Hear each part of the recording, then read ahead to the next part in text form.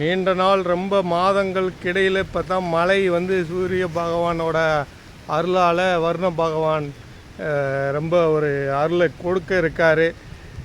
சூரிய பகவான் சுட்டு எரித்தாலும் அதுக்கான பலனை வந்து நம்ம வருண பகவான் வந்து ரொம்ப அள்ளி கொடுக்க இப்போ தயாராகிடுச்சு. எல்லா ஊர்லேயும் வந்து காலடி எடுத்து வச்சுட்டாருன்னு தான் சொல்லணும்.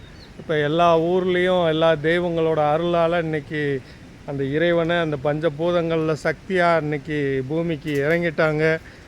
மரங்கள்லாம் மகிழ்ச்சி கொண்டாடுது, ஆனந்தம் கொண்டாடுது, இயற்கை கொண்டாடுது. அனைத்து உயிரினங்களுமே ஒரு ஆனந்தத்தில் இன்றைக்கி சந்தோஷத்தில் இருக்கிறதா இந்த வருண பகவானை வரவேற்று விதமாக இருக்குது. ரொம்ப சந்தோஷம்.